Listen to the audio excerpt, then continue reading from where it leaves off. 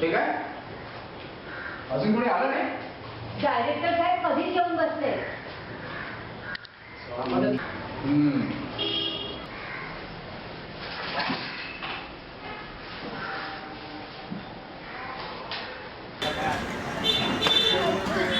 प्रदीप कसा नाही आला? अरे डॉक्टर साहेब यायचे असले ना की अगदी वेळ येते. बघा आता आलाच ना तर इतर युक्त आपण पाठांतर केलं तर बरोबर. हो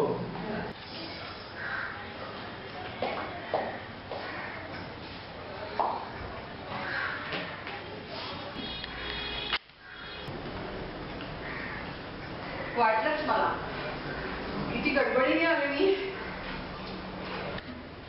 चला आपण सुरू करूया. सर प्लीज मला तुमच्याशी काही बोलायचं. बोला. सर मी ही भूमिका नाही करणार. काय? हो सर, हा रोल नाही करायचा मला. आपण का? हो मॅडम, अरे तुम्ही कित्येक वर्ष हा प्रयोग करतात. ह्या रोलवर तुमचा ठसा आहे.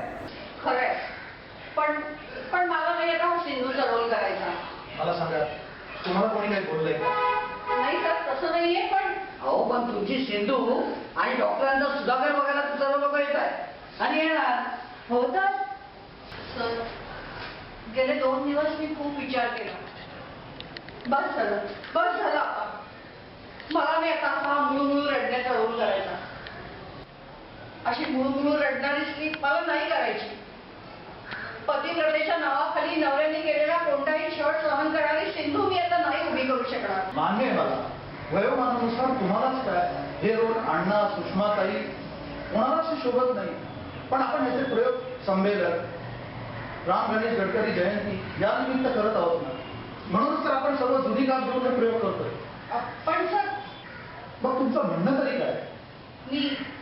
मी गीता करेन. पण गीताचा रोल तर सुषमाताई करतायत ना. आणि हो त्या तर त्या रोलला एकदम सूट आहे. काय सर? हो, पण मी खूप विचार केलाय. मी गीताचाच रोल करेन ते गीताच. हे बघा, सिंधूच्या रोलला जे महत्व आहे ते गीताच्या रोलला नाही. तिच्या कॅरेक्टरला एक उंची आहे. मला मान्य आहे की 1-2 सीन मध्ये गीता भाव खाऊन जाते, पण खरा रोल सिंधूचा. तिच्या भूमिकेचा आलेख असा वर मान्य आहे सर, अगदी मान्य आहे. पण गीताच्या रोलमध्ये तिचा जो सात्विक संताप आहे ना, तो मला जास्त खरा वाटतो. पतिव्रतेच्या नावाखाली ती नवऱ्याच्या चुकांवर पांघरून घालत बसत नाही. उलट सरळ सरळ तरी आम्हाला जाब विचारते त्याच्या वर्तनाविरुद्ध आणि त्यापायी होणाऱ्या तिच्या आणि तिच्या संसाराच्या दुर्दशेबद्दल ती सरळ सरळ आवाज उठवते. ती अशी वागते कारण ती अशिक्षित आहे. सिंधू नाही म्हटली तरी चांगल्या संस्कारातली एक शिक्षित स्त्री आहे. तिच्या आणि गीताच्या वागण्यात फरक असणारच. तसं नाहीये सर. मला सांगा, पण दोघी स्त्रियाच आहेत ना. आणि तसं बघायला गेलं तर तळेराम आणि सुधाकर यांच्यात काय फरक आहे हो? सरळ सरळ बायकोवर हात उचलणारा नवरा आणि अशा मार्गाने सुधाकर सारखा बायकोला छळणारा नवरा, ह्यात मग तळेरामच परवडला की 4-4 प्रतिष्ठा म्हणून अपमानित होण्यापेक्षा असा छळ पत्करला. हे बघा, मला वाद नको. तुमचं सिलेक्शन सिंधूच्या रोल करताच योग्य. आणि मला एक कळत नाही, एवढे प्रयोग केल्यानंतर तुम्ही अचानक रोल बदलून का मागताय? पण सर मला सांगा ना की असं रोल चेंज करणं हा देखील एक प्रयोगच होईल ना. हे बघा, तुम्ही हाच रोल करा. शिवाय गीताच्या रोलला नाईट देखील कमी. सर प्लीज, मी करेन काहीतरी ऍडजस्ट. पण मला हा रोल करून द्यावं. सिंधू बरोबरचं गीताचं ते भडाभडा बोलणं मला एकदा बोलायचंय. असं कसं शक्य आहे? शिवाय सरकारला पटायला हवं. हे बघा, तुम्हाला नाईट बद्दल काही असेल तर मला. नाही, मी म्हटलं ना, नाईटचं मी काहीतरी ऍडजस्ट करेन. पण सर प्लीज मला एकदा करू द्यावं गीताचा रोल. निदान माझी तालीम तरी बघा ना आणि मग ठरवा. ओके, अजून कोणी आलेलं नाहीये तोवर आपण तुमची तालीम करू. तू जरा सिंधूचं वाचा. कोणत्या पानावर? पान 66. Thank you sir. करा सुरू. या गीताबाई, बसा. एवढे 4 कागद मोडायचे राहिले आहेत. जरा वेळ झाला तर चालेल ना? सावकाश होऊ द्या. मी लागतो मोडायला. नको गीताबाई, माझी शपथ आहे, अगदी नको. का बरं नको म्हणता बाईसाहेब? तुमचं हे असंच, जरा हात लावू म्हणते तर मोडता करता लगेच. गीताबाई, तिकडच्या पायावर हात ठेवून शपथ घेतली आहे ना, दुसऱ्याची काडी म्हणून घरात घेणार नाही.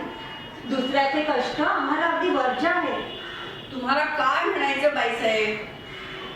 असं काम रोज कुठून आणलं म्हणजे की नाही तुमचे डोंगरा एवढे उपकार होतील आमच्यावर. ते समाधान सुद्धा मेल्या देवानं ठेवलं नाही. काय सा म्हणे लढाईमुळे कागदांचा तुटवडा आहे ना, त्यामुळे कामच निघत नाही हल्ली. आता कसं बरं करायचं पुढं? खरंच त्याच विवंचनेत आहे मी कालपासून. बाईसाहेब, गेले 2 दिवस सांगेन सांगेन म्हणते, पण ही आठवणच भारी धड. बाईसाहेब, मी सांगेन तिथे याल का? कुठं यायचं? सांगा तरी. अमृतेश्वरी. तिथे कशाला यायचं? गेले 4 दिवस तिथे म्हणे लक्ष भोजन चालू आहे. 4 दिवस तिथे गेलात तर गोळावर अन्न तरी जाईल पोटात. हे काय बाईसाहेब, तुमच्या डोळ्यात पाणी? अहो, मी भोळ्या भावानं बोलायला गेले बापडे, पण तुमच्या मात्र जीवाला लागलं. गीताबाई, नाही बरं वाईट वाटलं मला. हे बघा, ते राहू दे, त्याविना काही अडलं नाही. कामाचं पाहाल ना कुठे जमलं तर. तुम्ही गप्प का बसला गीताबाई?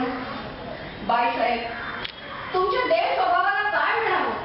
अहो, 7 जन्माच्या पुण्यवंतांनी तुमच्या चरणाचं तीर्थ घ्यावं, आणि आमच्या घरच्या सारख्यांनी मात्र तुमच्याबद्दल दारू सारखा अभद्र. तो देव कुठे दडी मारून बसलाय का दारू बिरूच प्यायलाय?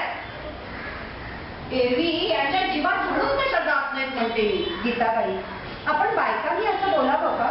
नवरा म्हणजे देवासारखा. हे हो कसले देव? अहो, हे दारूबाज देव.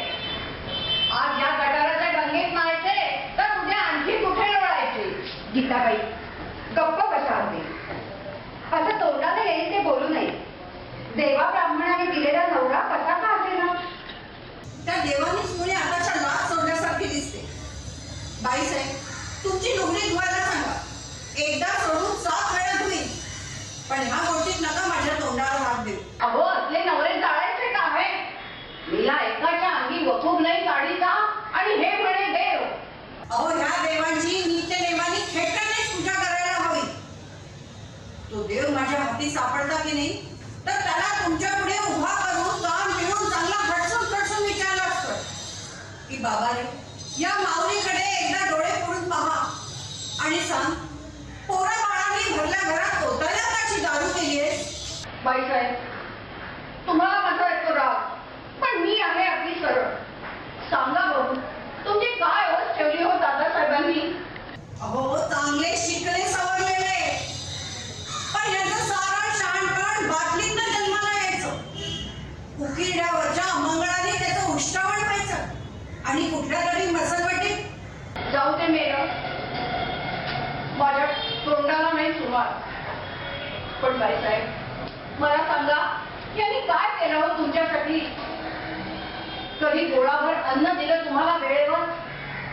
का कधी चिंधी आणली गोडवर घडवणीसाठी?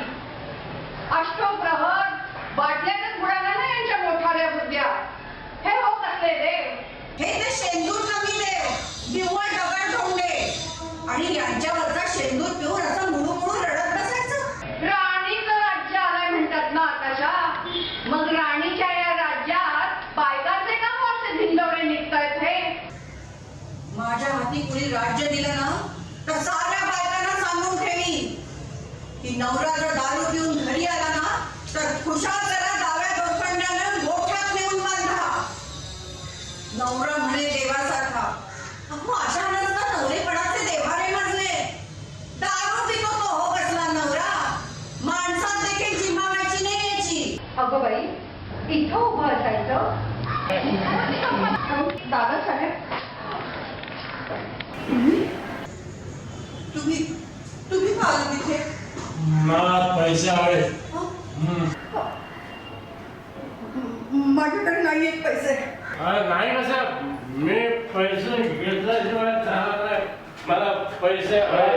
पैसे हवे. अहो, सांगितलं ना, सांगितलं ना मला पैसे हवेत म्हणून. प्लीज पैसे हवेत मला.